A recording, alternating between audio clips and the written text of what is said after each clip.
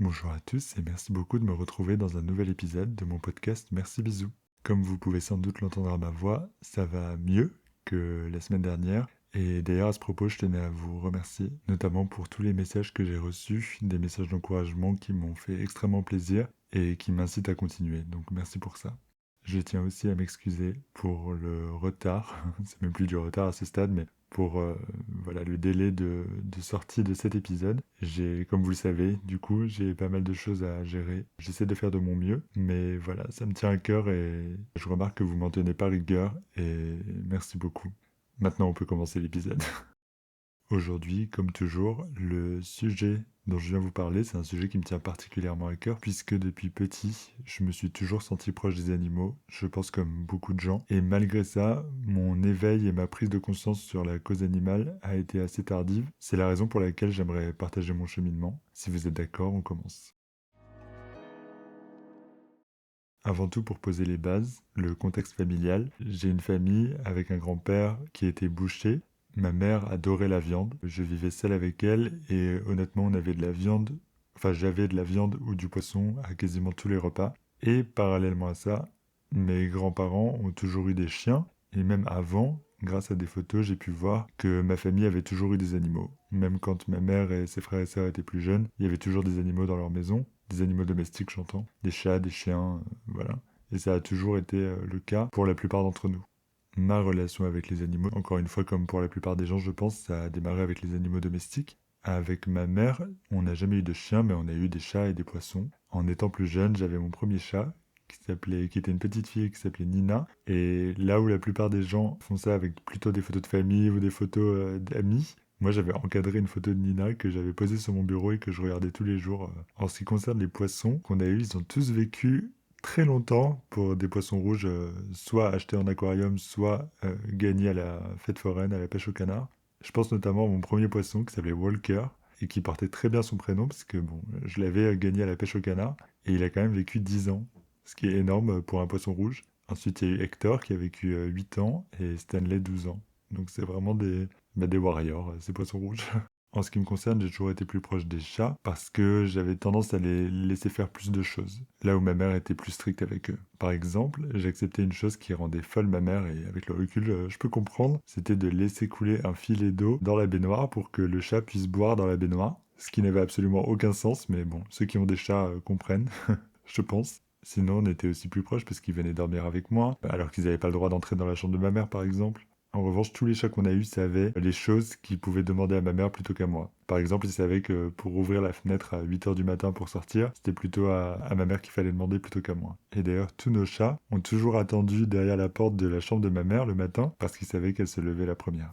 Donc voilà, j'étais proche des animaux, j'étais proche de mes animaux à moi, mais j'étais aussi proche de ceux des autres. Comme je l'ai dit avant, mes grands-parents ont toujours eu un chien. D'abord, ils ont eu des boxers, ensuite des bulldogs, et j'étais vraiment proche de ces chiens. Je pouvais passer beaucoup de temps avec eux pour les promener, pour jouer avec eux dans le jardin, et même des fois, juste ne rien faire, juste être avec eux et tout, j'aimais ça. Et je m'entendais bien avec eux, je me sentais bien avec eux, si bien que les quelques fois où mes grands-parents sont partis en vacances, et où j'avais pas de chat à ce moment-là, j'ai eu l'opportunité de garder leur chien pour les vacances et c'était un truc qui me rendait super heureux. Mais il faut savoir que je partageais cet amour des animaux avec quasiment personne, à l'exception d'une amie d'enfance qui vivait dans le même lotissement que nous et qui adorait vraiment les animaux aussi. Je sais qu'elle écoute mon podcast, donc je t'embrasse bien fort. Elle s'appelle Laura. Laura, je tenais à te dire que les souvenirs de nos balades avec les chiens, c'est d'excellents souvenirs pour moi. Ça me rendait trop heureux de faire quelque chose que j'aimais. Et en plus, avec toi, avec quelqu'un qui partageait la même passion que moi, et je me sentais pas bizarre avec toi. Vraiment, c'est que du positif et que des bons souvenirs. Donc merci. Vous l'aurez compris, depuis tout petit, j'ai toujours beaucoup aimé les animaux et j'ai jamais pu comprendre qu'on leur fasse du mal. J'ai jamais pu comprendre les abandons, la maltraitance, la chasse non plus. Tout ça, toutes ces pratiques en quelque sorte, pour moi, elles se définissent par un seul mot, c'est la cruauté. Et toutes ces choses, je savais qu'elles existaient, mais elles étaient loin de moi. C'est-à-dire, j'ai jamais abandonné, j'ai jamais maltraité aucun animal, j'ai jamais chassé non plus. Mais pour autant, ma prise de conscience, ça a été que je participais à cette cruauté, mais sans m'en rendre compte, à travers l'alimentation. J'ai jamais aimé la viande, surtout la viande rouge, mais j'aimais d'autres choses. Notamment le foie gras, j'adorais ça, le poulet, et je vivais avec ma mère qui, je rappelle, adorait la viande. Et je pense que dans son esprit aussi, il y avait l'idée reçue qu'un repas équilibré, ça contient forcément de la viande. Donc elle m'a toujours incité à en manger, et quand je rechignais, je me souviens très bien qu'elle me disait «Mais c'est bon, juste un petit morceau et tout». C'est la phrase qu'elle m'a le plus dite dans sa vie. Et puis j'ai eu un déclic, alors comme souvent ma mémoire me fait défaut et j'ai pas de souvenir précis, mais je sais comment ça arrivé. Je me souviens être tombé sur un reportage à la télévision sur les abattoirs. Et je pense que c'était des images d'L214. Et en voyant ces images, je me souviens très bien avoir eu le cœur déchiré, comme si, à ce moment-là, je faisais enfin le lien entre la viande que j'ai dans l'assiette et les animaux. Et c'est peut-être bête, mais c'est à ce moment-là, en liant sous les yeux, que j'ai compris avec évidence que les animaux ne veulent pas mourir, qu'ils ont une conscience, qu'ils ont peur, qu'ils se débattent, qu'ils veulent vivre en fait. Et c'est un cheminement de pensée qui est très basique, mais je me souviens très bien m'être dit, et c'est encore quelque chose que je me dis maintenant, qui suis-je, moi Tristan, pour imposer une telle souffrance à un animal qui a rien demandé, qui est sans défense en plus? En fait, ils ont rien fait de mal, ils méritent pas d'être égorgés, mutilés, enfin bref. Et malgré ça, j'ai continué un petit moment à manger de la viande, mais j'ai commencé à en parler à ma mère parce que je voulais réduire. Mais pour elle, je pense que déjà, elle adorait ça, donc voilà, le goût, le plaisir, le fait de se dire qu'on mange équilibré, etc., ça prenait le dessus. Donc je me laissais faire, je continuais toujours à manger de la viande, mais de moins en moins parce que dans ma tête, le lien était fait. Et en fait, je sentais l'animal quand je mangeais de la viande. C'est-à-dire, je pouvais imaginer les muscles, les nerfs, etc. Et surtout, j'avais comme des espèces de flashs d'images, des images d'abattoirs que j'avais vues à la télévision quand je mangeais. Donc j'ai commencé à me dire qu'il fallait que j'arrête, quoi, que je voulais arrêter. Mais je me suis demandé vraiment si j'en étais capable parce que j'aimais malgré tout certaines viandes. Et du coup, j'ai décidé de me fixer un objectif. En fait, je l'ai peut-être déjà mentionné avant, mais mon père est corse. Et quand j'étais plus petit, avec ma mère, il nous envoyait parfois des colis, notamment pour Noël, avec dedans des fromages, de la charcuterie corse et notamment du figatel, que j'adorais. Vraiment, j'ai un souvenir de l'odeur qui se dégageait de la cuisine quand ma mère cuisinait le figatel. Voilà, je pense que j'ai rarement autant aimé un plat et je me suis dit, dis-toi que c'est la dernière fois que t'en manges et vois si ça te semble faisable. Pour moi, c'était un bon test parce que j'allais voir si j'étais vraiment capable d'arrêter la viande et surtout une viande que j'aime vraiment gustativement. Et surtout, si je pouvais arrêter le figatel, eh ben, je pouvais arrêter le reste. C'était une manière de mettre ma motivation à l'épreuve, en quelque sorte. Finalement, en mangeant ce figatel, j'ai ressenti le même sentiment que ce que je ressentais en mangeant ces autres viandes les dernières semaines, les derniers mois. Je voyais toujours et encore l'animal derrière la viande. Et c'est comme ça que j'ai fini par prendre la décision d'arrêter de manger de la viande, contre l'avis de ma mère. Et puis plus tard, comme un cheminement logique, j'ai arrêté le poisson et ça a fait de moi le premier et à ce jour toujours seul végétarien de toute ma famille. Et d'ailleurs, à ce propos de famille, je me suis rendu compte que dans ma famille, comme avec chaque nouvelle rencontre, le végétarisme c'est devenu un sujet. Ça devenait systématiquement un sujet, voire même source de débat, mais jamais à mon initiative.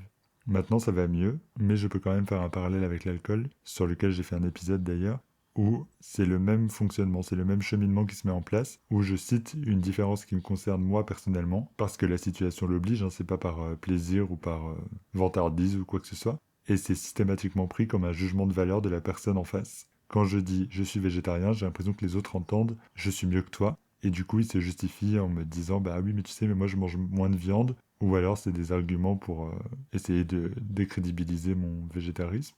Et donc les personnes cherchent des arguments et m'imposent à moi de répondre, alors que j'ai rien demandé, j'ai juste donné une info qui me concerne, et j'ai l'impression qu'en retour je dois faire une thèse pour justifier le pourquoi du comment et convaincre, etc.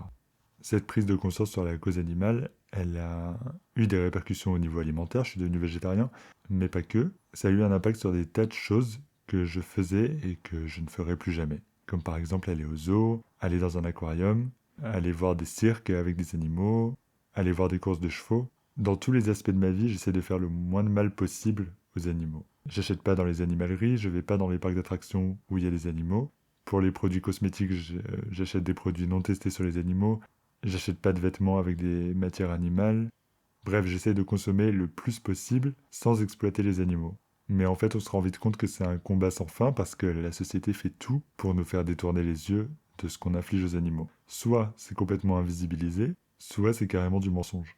Je m'explique. Pour les zoos, notamment, Les zoos nous disent qu'ils sont là pour sauver les espèces menacées, sauf que comment s'y prennent-ils? En les emprisonnant dans des enclos, en les forçant à faire des performances pour amuser les gens, et en cachant ceux qui se laissent mourir parce qu'ils ont été arrachés de leur milieu naturel. Les marques alimentaires, c'est pareil. Je prends un exemple d'une boîte d'œufs sur laquelle on voit une poule heureuse, seule bien sûr, dans un champ verdoyant sous un beau ciel bleu.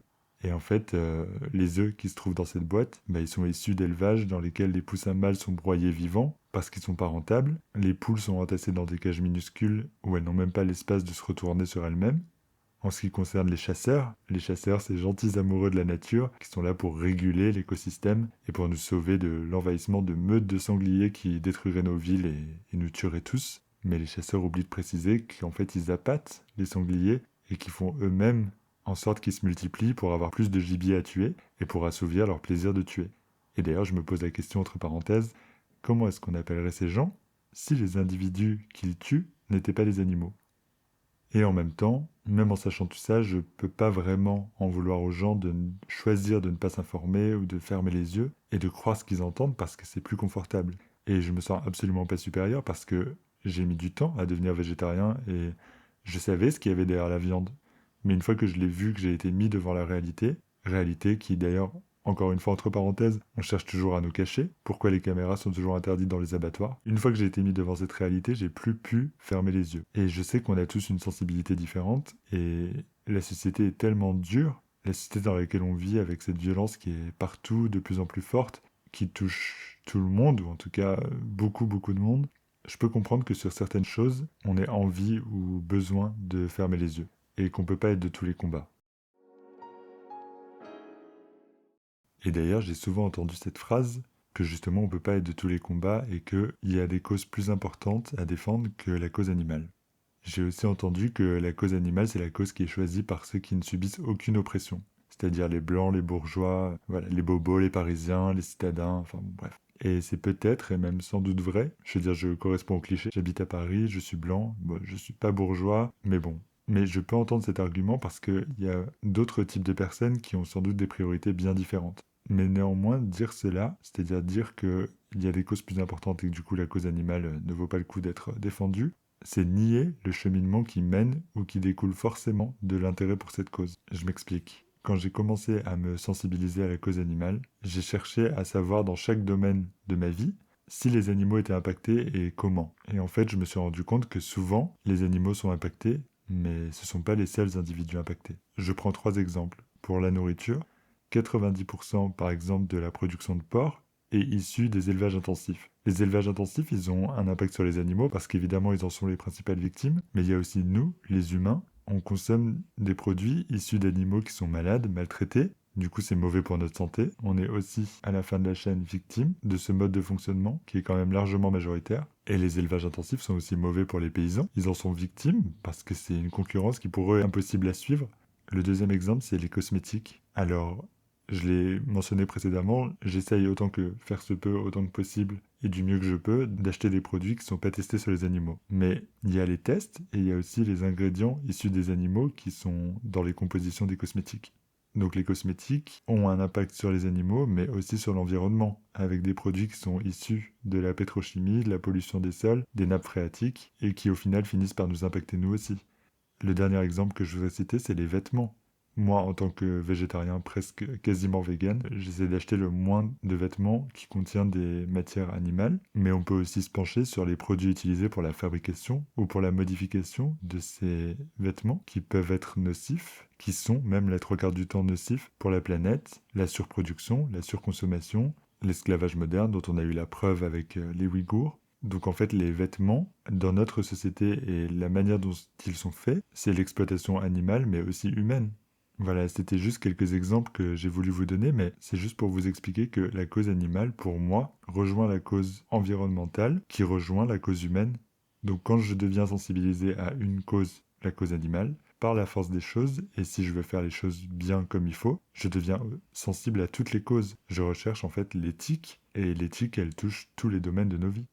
En conclusion pour cet épisode, j'aimerais dire que ma prise de conscience de la cause animale, chez moi, a entraîné une prise de conscience générale sur l'état du monde dans lequel nous vivons tous, et j'ai pris conscience de mon impact, de ma responsabilité, et c'est ça qui m'a donné la possibilité d'agir.